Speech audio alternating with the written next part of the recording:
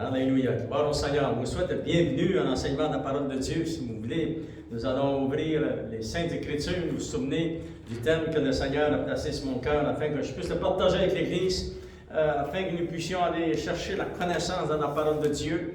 Et avec cette connaissance, nous allons pouvoir avancer, grandir dans le Seigneur et aussi utiliser cette connaissance, ces révélations de la parole de Dieu pour qu'on puisse les utiliser aussi dans notre chambre de prière. C'est très important, enfant de Dieu. Nous avons vu comment tout est possible au Seigneur. Alléluia. Dieu n'est pas lié par les situations impossibles. Et Dieu, enfant de Dieu, n'est pas limité par les situations aussi, les limitations humaines. Il est au-dessus de tout cela. Alléluia. Et vous vous souvenez que Jésus nous avait enseigné, il avait dit ceci, un des enseignements que j'ai emmené au début de l'année. Jésus avait dit, voici les miracles qu'accompagneront ceux qui auront cru en mon nom. Alléluia. C'est dans le nom de Jésus lorsque nous prions, enfants de Dieu. Et lorsque nous utilisons le nom de Jésus, vous pouvez être rassurés et garantis, vraiment, c'est certain et véritable, enfant de Dieu, que c'est garanti à 100%. Le nom de Jésus fait trembler le royaume des ténèbres. Et c'est pour ça que le Seigneur nous a donné l'autorisation d'utiliser son nom. Alléluia. Et nous allons voir ici dans cet enseignement et la prochaine aussi, gloire au Seigneur, enfant de Dieu, comment nous devons nous placer devant l'autel de Dieu. Est-ce que nous, aujourd'hui, l'Église du Seigneur, peut se placer devant le trône de Dieu afin de prier avec efficacité et avec puissance? Voulez-vous, nous allons regarder ensemble l'exemple du roi Salomon lorsqu'il va dédier, il va consacrer le temple, le premier temple, lorsqu'ils ont terminé de le construire. Il va faire cette prière très puissante. Mais on va lire quelques versets dans 2 Chroniques, enfants de Dieu, verset 6, juste partie, chapitre 6, partie du verset 12. Et regardons ce qui va se passer ici. Comment Dieu va intervenir puissamment par la prière de cet homme qui s'appelle le roi Salomon. 2 Chroniques, chapitre 6, verset 12, il est dit, ça dit, Salomon se plaça devant l'autel de l'Éternel.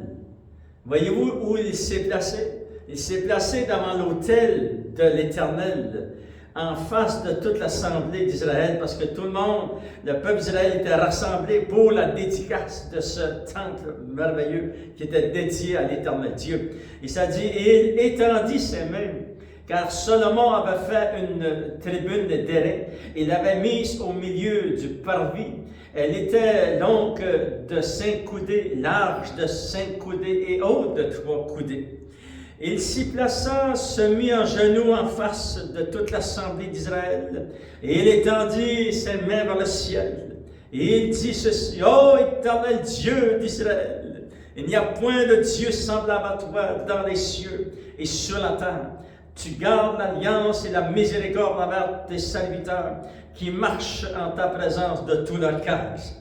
Ainsi tu as tenu parole à ton serviteur David mon père, et ce que tu as déclaré de ta bouche, tu l'accomplis en ce jour par ta puissance. Maintenant, éternel Dieu d'Israël, observe la promesse que tu as faite à David mon père en disant, tu ne manqueras jamais devant moi un successeur assis sur le trône d'Israël. Et vous savez que cette promesse est associée à Jésus qui va venir plus tard, après les fils de David, enfant de Dieu. C'est lui qui va fermer le trône de Dieu. Alléluia. Il est dit, enfant de Dieu, pourvu que tes fils prennent garde à leur voie et qu'ils marchent dans ma loi, comme tu as marché en ma présence.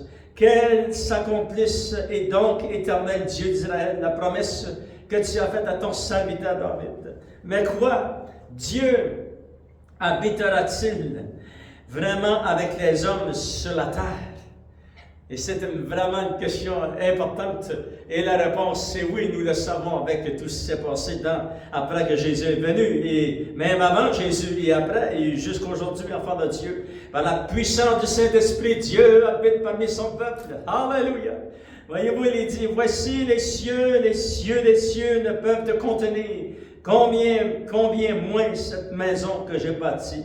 Toutefois, éternel mon Dieu, Sois attentif à la prière de ton serviteur et à sa supplication. Écoute le cri et la prière que t'adresse ton serviteur. Que tes yeux soient jour et nuit ouverts sur cette maison, sur le lieu dont tu as dit que là sera ton nom. Écoute la prière que ton serviteur fait en ce lieu. Daigne exaucer les supplications de ton serviteur et de ton peuple d'Israël lorsqu'ils prieront ce lieu. Exauce du lieu de ta demeure, des cieux, exauce et pardonne. Alléluia. Après cette prière merveilleuse, mais nous avons remarqué, enfant de Dieu, que le roi Salomon s'est positionné.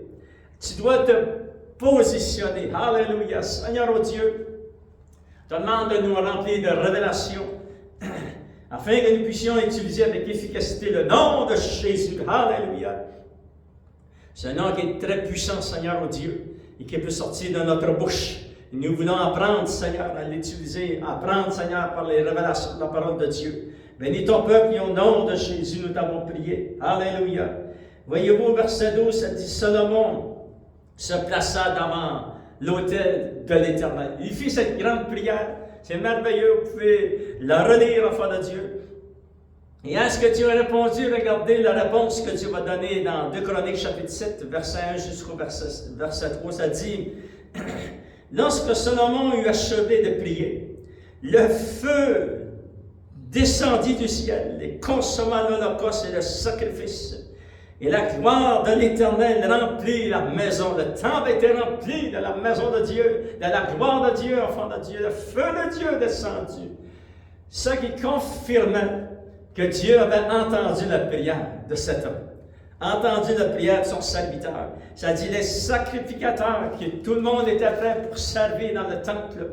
Les sacrificateurs ne pouvaient entrer dans la maison de l'Éternel, car la présence et la gloire de Dieu remplissait la maison. Et tout le peuple d'Israël qui était venu voir la dédicace, ça dit, verset 3, tous les enfants d'Israël virent descendre le feu et la gloire de l'Éternel sur la maison.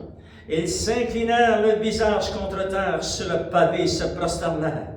Ils louèrent l'Éternel en disant, car il est bon, alléluia, car sa miséricorde dure toujours. Wow! Alléluia. Nous voyons, enfant de Dieu, comment. Mais c'est très important lorsque nous commençons à lire au verset 12, enfant de Dieu, 2 Chroniques, chapitre 6, verset 12. Ça dit, il s'est placé devant l'autel de l'Éternel. Le titre de ce message, plaçons-nous devant l'autel de l'Éternel. Et est-ce que nous, enfants de Dieu, nous pouvons aujourd'hui, l'Église du Seigneur, Jésus, tous ceux qui connaissent le Seigneur personnellement, enfants de Dieu, est-ce que nous aussi, nous pouvons nous positionner devant l'autel et devant le trône de la grâce? Alléluia! Regardez ce qui est écrit dans Hébreux chapitre 4. Hébreux chapitre 4, verset 14 jusqu'au verset 16, enfants de Dieu. Et ça dit, et la réponse à cette question est oui, vous pouvez vous positionner. C'est nous, les enfants de Dieu, lorsque nous entrons dans notre chambre de prière, on veut se positionner devant le Seigneur. Alléluia! Parce que c'est à ça qu'on est appelé. On est appelé pas à avoir peur de Dieu. Non, Dieu nous a touchés, nous a lavés par son sang, par le sang de Christ. Alléluia! Et tous ceux qui marchent sincèrement avec une passion, une dévotion dans leur cœur pour servir le Seigneur tous les jours. C'est certain, c'est un chrétien tombe et puis il doit se repentir, ça va prendre beaucoup plus de temps.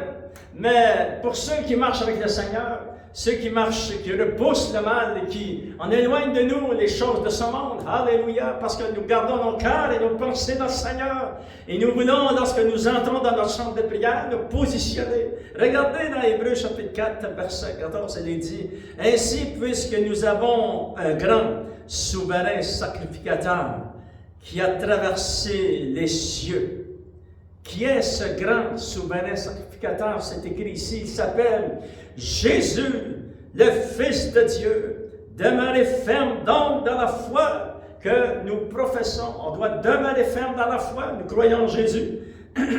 Jésus a été positionné a reçu ce sacerdoce royal, enfant de Dieu. Il est souverain sacrificateur selon l'ordre de Melchisédek pour toujours. Car nous n'avons pas un souverain sacrificateur qui ne puisse compatir à nos faiblesses. Au contraire, il a été tenté comme nous en toutes choses, sans commettre de péché. Alors, approchons-nous. Donc, avec assurance, ou devant le trône de la grâce. Alléluia! Voyez-vous, au fond de Dieu, dans l'Ancien Testament, il se positionnait devant l'autel de l'Éternel. Et nous, aujourd'hui, nous sommes appelés à nous positionner devant le trône de la grâce de Dieu.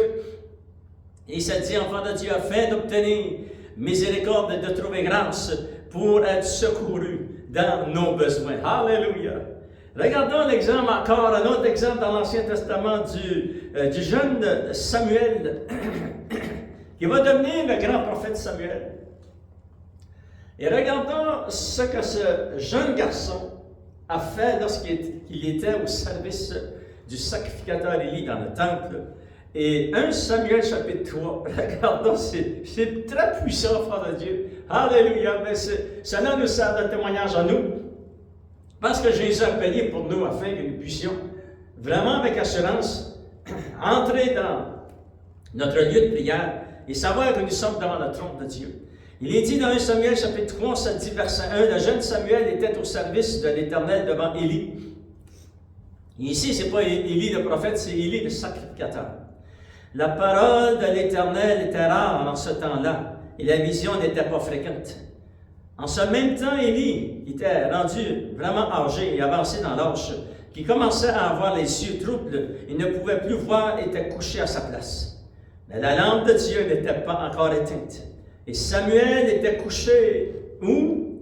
Il était couché dans le temple de l'Éternel, où était l'arche de Dieu. Wow! Alléluia! Voyez-vous, même ce jeune enfant, elle pouvait se positionner devant l'arche de l'Éternel, de se positionner dans son lieu de prière qui était, lui, c'était merveilleux. Il était dans la maison, dans le temple de Dieu, Père de Dieu. Et regardez, tout cela a développé vraiment, développé le Seigneur dans son cœur. Ça a développé Dieu dans son cœur. Nous devons devenir de plus en plus semblables à Christ. Mais c'est comme ça qu'on laisse le Seigneur former en nous, enfants de Dieu, par la puissance du Saint-Esprit. Regardez au verset 19, ce que ce jeune homme, il était très jeune, lorsqu'il va apprendre ces principes très puissants pour grandir et devenir le prophète Samuel. Il est dit au verset 19, Samuel grandissait et l'Éternel était avec lui. Alléluia! Et il ne laissa tomber à terre aucune de ses paroles. Lorsque Dieu disait une parole, il ne les oubliait pas. Il les plaçait ici dans le fond de son cœur afin de vraiment les garder et puis les utiliser lorsqu'il se positionnait dans son lieu de prière. Alléluia! Tout Israël, depuis Dan jusqu'à Bethsheba, reconnut que Samuel était établi prophète de l'Éternel, même à son jeune âge. Tout le peuple savait, wow, que c'est vraiment puissant, enfant de Dieu. Et l'Éternel continuait à apparaître dans Silo, car l'Éternel se révélait à Samuel dans Silo et par la parole de Dieu. Gloire au Seigneur. Et nous voyons vraiment que dans l'Ancien Testament et dans le Nouveau Testament, nous sommes appelés à nous positionner devant le trône de la grâce, afin de grandir et aussi utiliser les révélations de la parole de Dieu, afin de prier avec efficacité, enfants de Dieu. Qu'est-ce que Jésus nous a enseigné? Vous vous souvenez dans Matthieu chapitre 6, on va lire ces quelques versets pour se rappeler et puis vraiment, enfants de Dieu, ne pas oublier ce que Jésus nous a enseigné. C'était une grande révolution que Jésus était en train de positionner, que tous ceux qui allaient accepter le Seigneur Jésus, les hommes et les femmes, le Seigneur, enfant de Dieu, voulait que tous ses enfants apprennent à entrer dans cette chambre de prière et à utiliser le nom de Jésus. Et nous allons voir 7 étapes que nous pouvons utiliser lorsque nous sommes dans notre chambre de prière. Pas nécessairement, vous pouvez les utiliser, c'est 1, 2, 3 jusqu'à 7, mais aussi lorsque vous entrez de nouveau dans votre chambre de prière, vous pouvez aller au numéro 3, 7e étape, etc. C'est pas couler dans le ciment, vous pouvez utiliser, mais c'est très important de connaître les révélations, les étapes que Dieu a permis que nous puissions utiliser dans notre chambre de prière. Regardons dans Matthieu chapitre 6, et Jésus, lorsqu'il dit ceci, alléluia, vous savez que Jésus connaissait tout ce qui s'était passé enfant de Dieu avant lui, et puis il savait tout ce qui allait s'en venir, parce qu'il était omniscient. Le Seigneur connaît toutes choses. Et il dit ceci, il dit, mais quand tu pries, entre dans ta chambre, ferme ta porte, trouve-toi un lieu secret que toi tu vas utiliser pour rencontrer Dieu. Soit ta chambre, soit dans ton bureau, etc., mais sois seul avec Dieu. Il s'est dit, enfant de Dieu, ferme ta porte et prie ton Père qui est là dans le lieu secret. Et ton Père qui voit dans le secret te le rendra. Lorsque tu es dans ta chambre de prière, en priant, ne multiplie pas de vaines paroles, toujours dire la même chose. Mais le Seigneur veut, ce sont les païens qui utilisent ces méthodes. Mais nous sommes des chrétiens, nous sommes des enfants de Dieu, on va utiliser les méthodes de Dieu. Et là, Jésus dit au verset 9, ça dit, voici donc comment vous devez prier. Dites, notre Père. Voyez-vous? Dites, notre Père, qui est au ciel, que ton nom soit sanctifié, que ton règne vienne, que ta volonté soit faite sur la terre, comme elle est faite au ciel. Donne-nous, Seigneur, ô Dieu, notre pain quotidien. Alléluia. Pardonne-nous nos offenses comme nous pardonnons aussi à ceux qui nous ont offensés. Parce que c'est très important de pardonner. Alléluia. Afin qu'il n'y ait pas d'obstacle lorsque nous entrons dans notre chambre de prière. Le secret numéro 1 est celui-ci. Croyons ce que Jésus a dit. Il a dit, quand tu pries, tu rentres dans ta chambre, tu fermes ta porte et tu pries ton Père qui est là. Alléluia. C'est très important de croire ce que Jésus a dit. Peut-être vous allez dire, mais je ne sens pas mes émotions, je ne sens pas que le Père est là. Non, ça ne fonctionne pas avec les émotions. Oui, lorsque la présence de Dieu se manifeste, on ressent la présence de Dieu. Mais ici, le Seigneur nous montre une grande révélation, c'est que c'est par la foi que tu dois reconnaître que lorsque tu rentres dans ce lieu de prière, comme ceux dans l'Ancien Testament, ils se sont positionnés. Tu dois te positionner et tu dois croire et accepter que Dieu le Père est là. Alléluia. Il est là. Quand même que tu ne le vois pas avec tes yeux, la parole de Dieu dit, il est là. Présent. Alléluia. C'est très important que nous acceptons ce que Jésus nous enseigne. Nous croyons lorsque nous entrons dans notre chambre de prière, ton Père est là dans le lieu secret. Et lorsque tu es seul, c'est ça le lieu secret, c'est ton lieu que tu prends avec le Seigneur. Alléluia. Pourquoi Jésus nous a dit, priez en son nom. Alléluia. Vous chasserez les démons en son nom. Vous ferez ceci en son nom. Mais tout cela commence lorsque nous entrons dans notre centre de prière, parce que nous utilisons le nom de Jésus, mais c'est très important aussi de connaître qui est ce Jésus. Amen. Alléluia. Et développer une relation d'amitié avec le Seigneur. Et ça dit ici, enfant de Dieu, croyez que le Père est là, avec vous, dans le secret, dans cet endroit où ce que vous utilisez pour passer du temps avec votre Dieu. Je vous encourage, vous devez faire cela, enfant de Dieu, à tous les jours. S'il arrive une journée que ça n'a pas à donner, allez à l'autre et puis, s'il vous plaît, continuez. Relevez-vous, alléluia, et on continue, parce que c'est ça la vie chrétienne. Et amenez toujours votre Bible avec vous lorsque vous entrez dans votre chambre de prière, enfant de Dieu.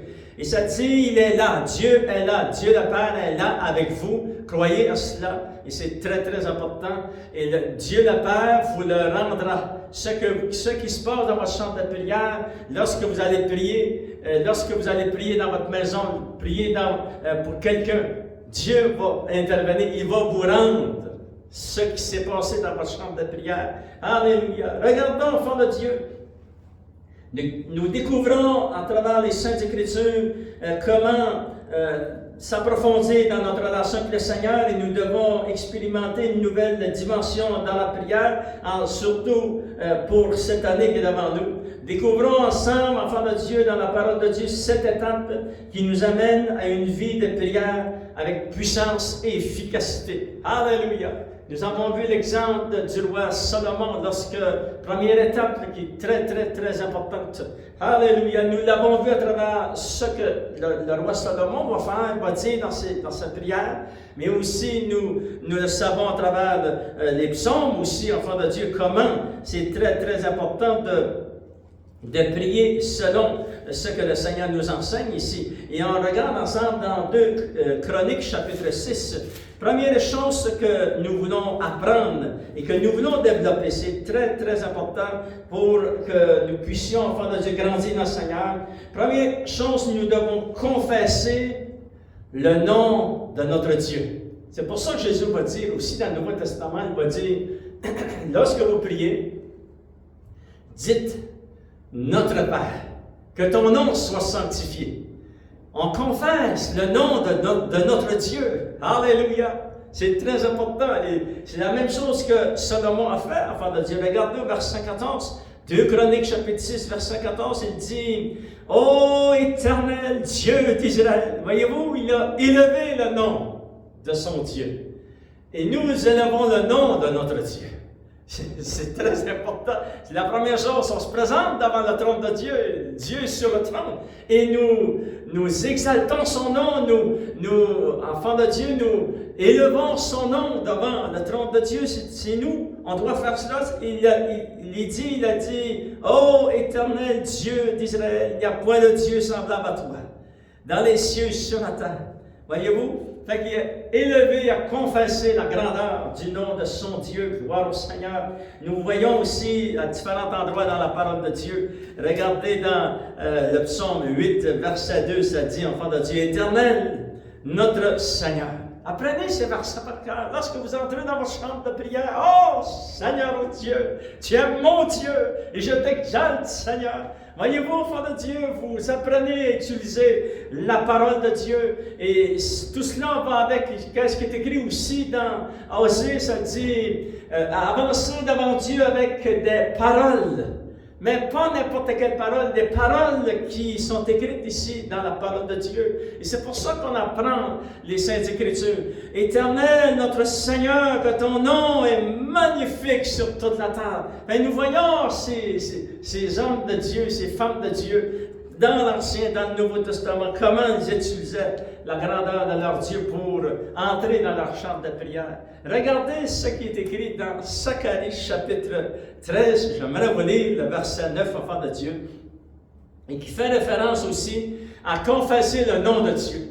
Il est dit dans ce verset, on lit le verset 9, « Je mettrai ce tiers dans le feu, je purifierai comme on purifie l'argent, et je l'éprouverai comme on éprouve l'or. » Et là, ici, enfant de Dieu, ce qui veut retenir notre attention, c'est cette partie du verset. « Il invoquera mon nom, et je l'exaucerai. » Je dirai, Dieu dira, « C'est mon peuple. » Et toi, que diras-tu?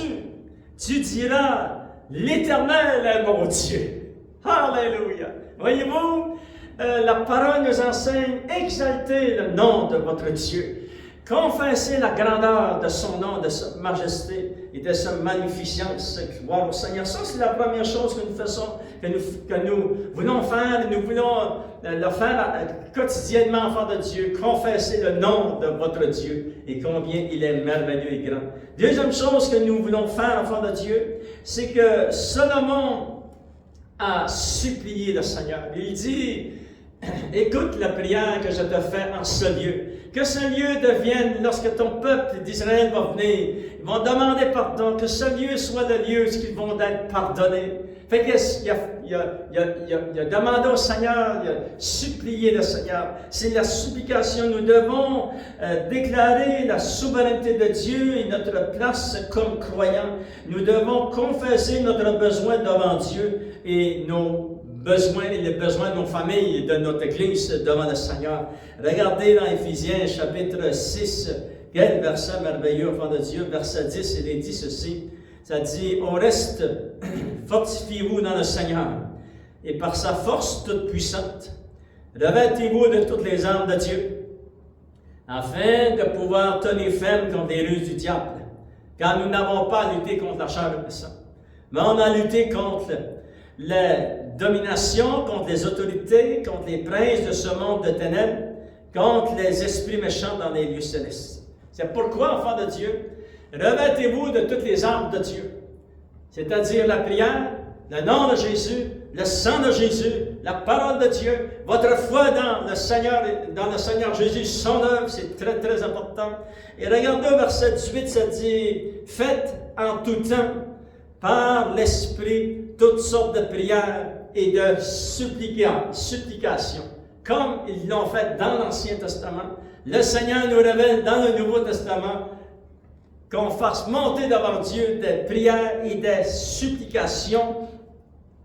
Ça dit aussi, veillez à cela avec une entière persévérance. C'est fort, amen. Ça veut dire qu'on veut le faire à tous les jours.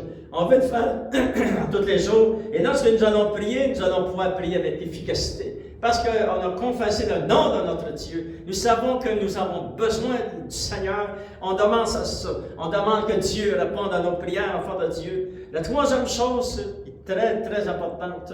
Et ça, enfants de Dieu, vous voulez développer cela dans votre vie. Alléluia, parce que c'est un signe aussi de la fin des temps, juste avant le retour du Seigneur Jésus. C'est très important. Vous savez, il y a des signes, les guerres, les bruits des guerres, etc.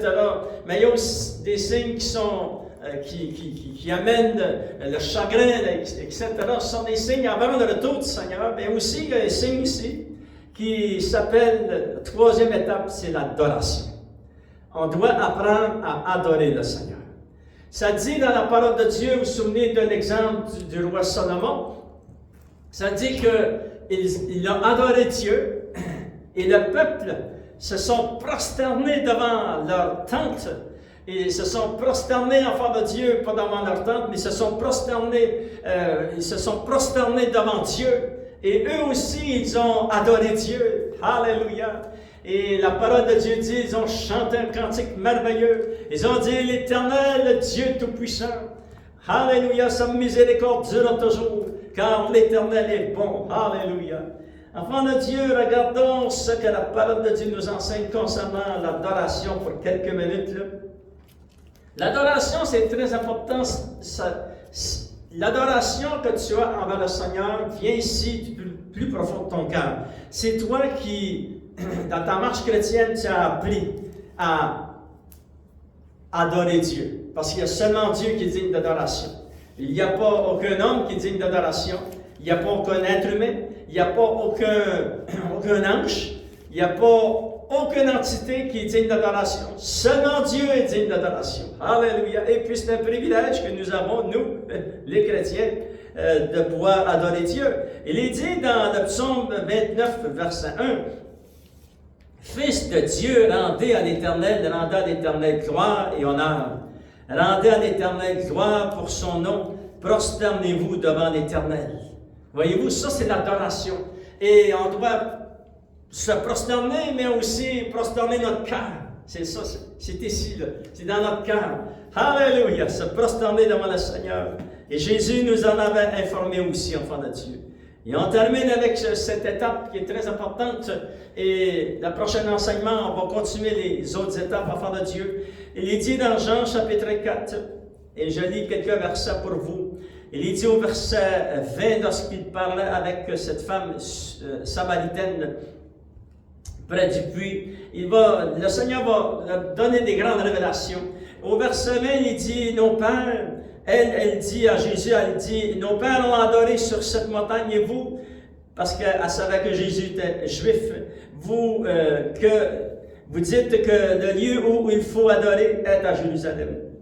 Et là, Jésus lui explique quelque chose. Femme, lui dit Jésus, crois-moi, l'heure vient où ce ne sera pas sur cette montagne, ni à Jérusalem, que vous adorerez Dieu. Vous adorez ce que vous ne connaissez pas. Nous adorons ce que nous connaissons, car le salut vient des Juifs. Et là, Jésus va expliquer. Il dit, mais l'heure vient, et elle est déjà venue. Alléluia, parce que c'était déjà commencé au ministère que Jésus avait commencé à mettre en place, enfant de Dieu, le ministère de l'Église du Seigneur. Ça dit, où les vrais adorateurs adoreront le Père en esprit et en vérité. Car ce sont là les adorateurs que le Père demande. Alléluia! Voyez-vous, Dieu demande quelque chose. Ça veut dire ce qu'il veut faire de nous des adorateurs. Comment on adore Dieu? Nous adorons le Seigneur, enfant de Dieu. Lorsque nous sommes dans ce lieu, nous sommes positionnés devant le trône de Dieu. C'est le meilleur endroit. Nous adorons notre Dieu, notre Père.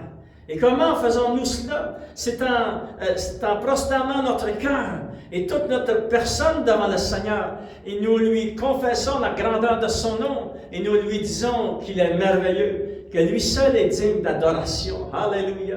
Et enfant de Dieu, lorsque nous développons ces étapes dans notre vie de prière, et nous nous positionnons devant le Seigneur, alléluia, attendez-vous que Dieu est avec vous dans votre lieu de prière et aussi que Dieu va vous le rendre, il va dépasser vos attentes lorsque vous allez prier au nom de Jésus. Seigneur, oh Dieu, je te demande de bénir ton Église et ton peuple et tous ceux qui écoutent sur ma chaîne YouTube aussi, Seigneur. Que tu puisses te révéler de gloire en gloire. Alléluia. Merci, Seigneur, oh Dieu, que tu es le Dieu Tout-Puissant.